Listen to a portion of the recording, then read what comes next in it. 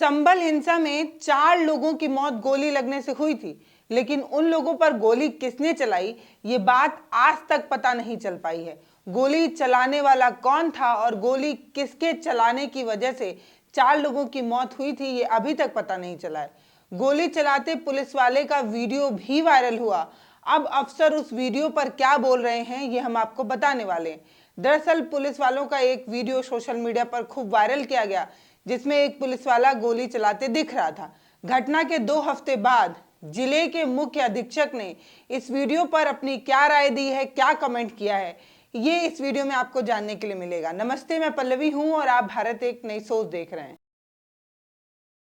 संभल हिंसा के दौरान 4 लोगों की मौत हुई थी और अब भी ये रहस्य बना हुआ है।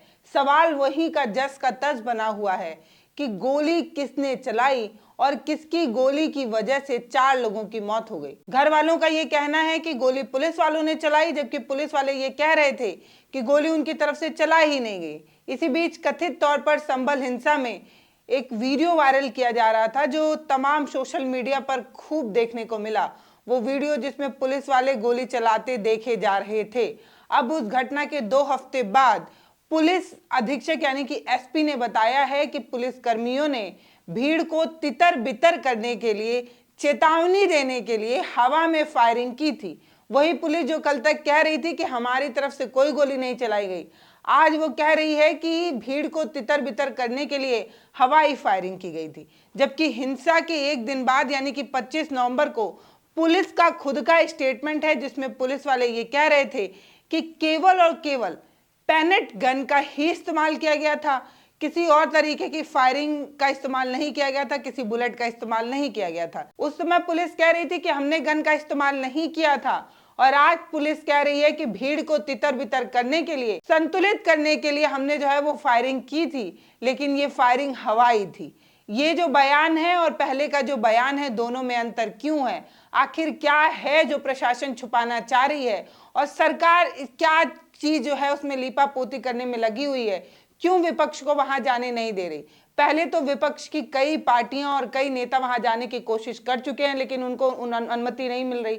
तो आखिर ऐसा संभल में क्या है जो विपक्ष के जाने पर खुल जाएगा? आखिर ऐसा संभल में क्या है जो सरकार और प्रशासन छुपाने में लगी हुई है? आखिर सब कुछ पाक साफ है तो बयानों में बदलाव क्यों हो रहा है, ये बड़ा सवाल है। दूसरी बात ये भी है कि वहां के लोग भी मीडिया कैमरों पर बात करने से हिचक रहे हैं, क्योंकि प्रशासन जिस तरीके से वहां पर मुस्तैद नजर आ रहा है, पूरा छावनी बना लिया है, वहां के लोगों के बीच में डर का माहौल जरूर बन गया है प्रशासन की इस मौजूदगी से। प्रशासन पता नहीं लोगों को हौसला दिला पा रहा है या नहीं, ये यकीन दिला पा रहा है कि नहीं कि हम आपकी सुरक्षा में तैनात हैं। लेकिन एक बात साफ है कि प्रशासन ने ये जरूर लोगों के जहन में बैठा दिया है कि कुछ भी बोलो, हमारी नजर तुम्हारे ऊपर लगी हुई है।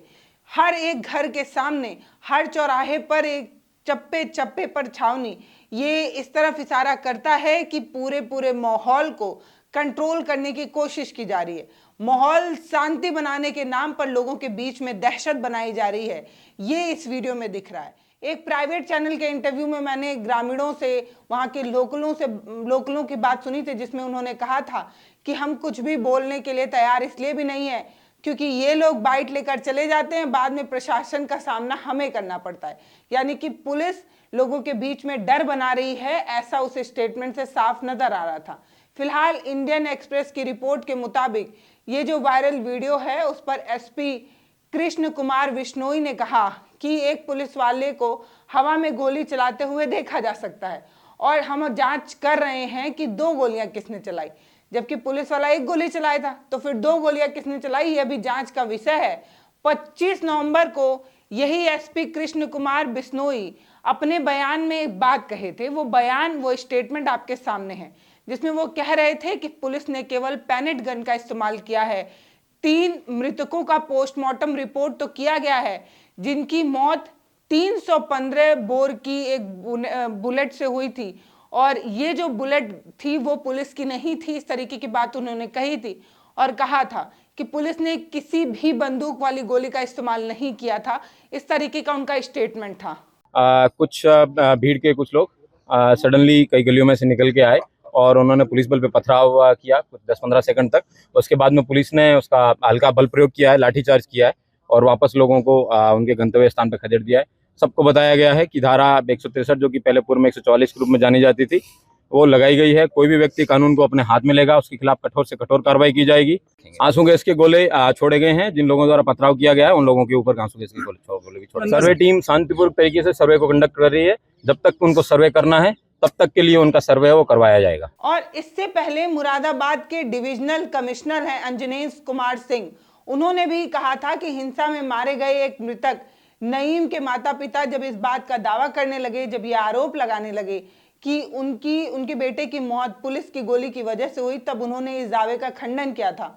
उन्होंने कहा था कि ये लोग कह रहे हैं कि इनके बेटे की मौत पुलिस की गोली से हुई है, जबकि अंजनेश कुमार सिंह ने कथित तौर पर गोली के छर्रे से घायल पुलिस कर्मियों के बारे में बात करते हुए बताया था कि कोई पुलिस वाला अपने आप को तो गोली थोड़ी मारेगा, पुलिस खुद अपने आप पर गोली थोड़ी चला सकती है। अगर इनका बेटा पत्थर फेंकने की योजना बना रहा था तो उसे रोकने का काम परिवार वालों का था। परिवार के सदस्यों की जिम्मेदारी थी कि वो अपने बच्चों को रोकते और पथराव नहीं करने देते। उन्होंने कहा कि 3 समूह एक दूसरे पर गोलियां चला रहा था। हमारे पास कई सबूत हैं जो हम दिखा सकते हैं, लेकिन अभी हमारी प्राथमिकता सिर्फ और सिर्फ शांति बहाल करने की है। तो अंजनेश कुमार सिंह जो हैं उन्होंने ये बात साफ की थी कि उनके पास कई ऐसे प्रूफ हैं जो वो दिखा सकते हैं कि 3 तरफ से गोलियां चल रही थी और एक पक्ष दूसरे पक्ष को गोली मार रहा था और इसमें पुलिस का कोई लेना देना नहीं था, क्योंकि अगर पुलिस गोली चला रही होती तो खुद पुलिस को गोली कैसे लग जाती। और कई पुलिस वालों के छर्रे लगे पैरों हाथों को भी जो है वो दिखाया गया था। सोशल मीडिया पर वायरल वीडियो के बारे में जब अंजनेश सिंह से पूछा गया था तो उन्होंने उस पर क्या बोला। उन्होंने कहा कि गोली लगने से 4 लोगों की मौत एक जांच का विषय है, जांच का हिस्सा है। उनकी हत्या कैसे हुई और उनको गोली किसने मारी ये अभी जांच का हिस्सा बना हुआ है। इसके बारे में अभी कोई रिपोर्ट नहीं मिली है और जब तक कोई रिपोर्ट नहीं मिल जाती तब तक ये स्पष्ट हो ही नहीं सकता कि किसकी गोली की वजह से मौत हुई है। यानी कि अभी ये जांच चल रही है और जांच के बाद ही कुछ साफ होगा, इस तरीके की बात उन्होंने कही थी। संभल में क्या कुछ हुआ था ये आपको पता ही होगा कि संभल में बीते 24 नवंबर को जब हिंसा भड़क उठी थी तब स्थानीय कोर्ट के आदेश पर शाही जामा मस्जिद में सर्वे कराने के लिए एक टीम मस्जिद पहुंची थी और टीम जिस तरीके का नारा लगाते हुए, जय श्री राम कहते हुए और एक तरीके से माहौल बिगाड़ने वाले ये नारे लगाते ये जो टीम जब मस्जिद की तरफ बढ़ रही थी, तभी लोगों ने कहा कि जांच करने वाली ये जो टीम का हिस्सा जो लोग हैं वो इस तरीके के नारे क्यों लगा रहे हैं, जबकि टीम का काम सिर्फ और सिर्फ सर्वे करना है। इसके बाद टीम पर जो है वो पथराव शुरू हो गया था। भीड़ को काबू पाने के लिए पुलिस ने आंसू गैस के गोले का इस्तेमाल किया था, जिसके बाद प्रदर्शनकारियों ने भी आगजनी शुरू कर दी थी।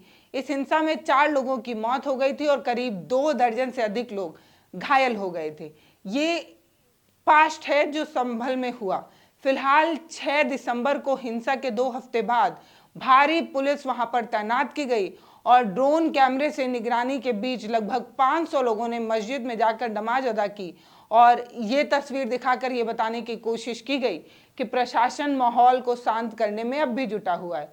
बाकी संभल में ये जो सब कुछ हो रहा है उसके बारे में आपकी अपनी क्या राय है वो आप हमें कमेंट सेक्शन में लिखकर जरूर बता सकते हैं। प्रशासन जो इतना मुस्तैद है, प्रशासन जिसके गुणगान में मुख्यमंत्री हर बार बखान करते हैं, उन्हीं से एक सवाल है कि अकेले राहुल गांधी जब संभल में जाना चाहते थे तो एक अकेले इंसान को प्रशासन क्यों नहीं संभाल पाई।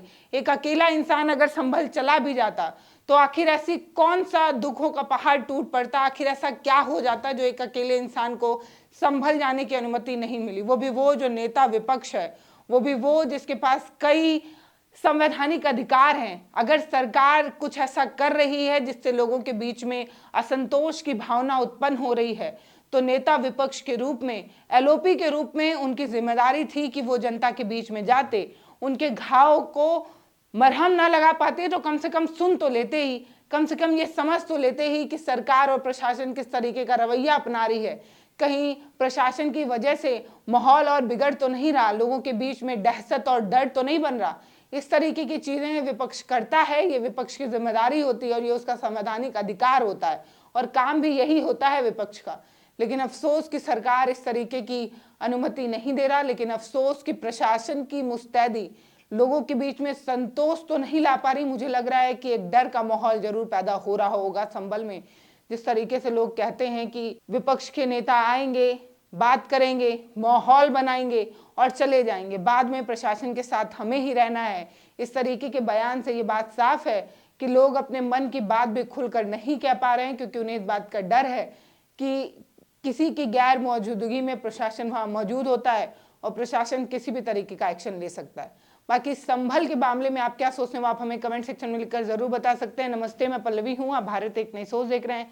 वीडियो अगर फेसबुक पर देख रहे हो तो हमारे पेज को फॉलो जरूर करिए, यूट्यूब पर देख रहे हैं तो हमारे चैनल को सब्सक्राइब भी जरूर करिए, वीडियोस को शेयर भी कर सकते हैं। बहुत बहुत धन्यवाद।